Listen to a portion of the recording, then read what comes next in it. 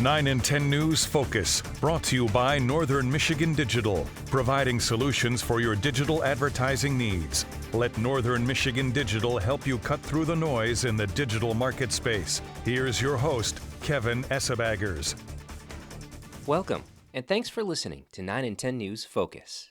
So 2013, actually in the winter, it was January 2013, was the lowest out of 100 years of monthly records that was ever recorded. We were doing programs that fall with the Corps of Engineers on low lake levels. There are definitely problems at low lake levels. It was impacting the shipping industry, boat launch ramps were not able to be used, just a number of issues. People's docks had to go out a half mile or more in certain places in northern Michigan. And it was, we were even saying, what if it even goes lower than it was? And we were like, we can't go there yet. That obviously didn't happen to Great Lakes water levels. We're hearing Mark Breederland from Michigan Sea Grant and MSU Extension. Levels on the lakes are at, near, or above monthly all-time highs, and the situation is not getting better as we head into the spring melt-off. We'll be talking to 9 in 10 Chief Meteorologist Tom O'Hare in a bit about what's happening with water levels and a new project he's working on. But first, let's hear from Mark Breederland, who says just 7 years ago, no one imagined this would be a problem. I had looked at the records from the 1960s when we had some previous lows, and it took about 4 to 5 years, and it reached the kind of the long-term average after that low in the 64 actually was. And so I kept saying, I know the system can rebound. I don't know how quick it can rebound. And now it rebounded twice as fast as we saw in the 60s, and just an incredible rebound for the last 7 years, and we've reached now all-time record highs. The lawsuit claims Republican challengers were removed from the TCF Center in Detroit while absentee ballots were being processed. The court filing also alleges that ballots were backdated, signatures on ballot envelopes weren't verified, and other irregularities.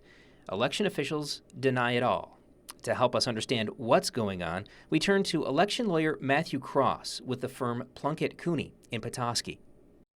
And I want to start with just the lawsuits that are being filed. What is your understanding of first of all, the overall goal of these lawsuits, and then anything in particular in the wording of these complaints that strikes you as unusual?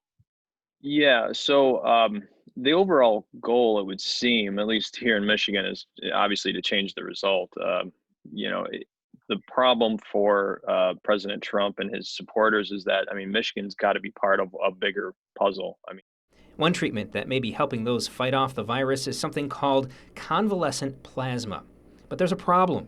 In the last week or so, cases of coronavirus have been surging in the Midwest, places like Wisconsin, and even an uptick in Michigan. As a result, the supply of plasma that can be used to treat these patients has become critically low. Dr. Dan Waxman is the Vice President of Transfusion and Senior Medical Advisor at Versiti, which does blood collection in Michigan and several other Midwest states. And he can help us understand what's going on. And let's just start with, what is convalescent plasma? It's probably a term a lot of people hadn't heard until COVID-19, and now we're hearing it a lot. Can you explain exactly what it is? Sure. So convalescent plasma is plasma that we collect from a person who's recovered, and in this situation now is COVID-19. This has been used in previous outbreaks of other infections. It was used in Ebola, and it was even used back in a flu pandemic a number of years ago. It was a big week for Michigan Governor Gretchen Whitmer. Monday, she appeared live on the virtual Democratic National Convention stage to talk about the state's response to the coronavirus pandemic, blast the president's response to it, and make a case for the Biden-Harris ticket. And then there was the hot mic incident. While standing by to deliver her convention speech Monday, the governor was caught on camera saying, "It's Shark Week," and mouthing an expletive.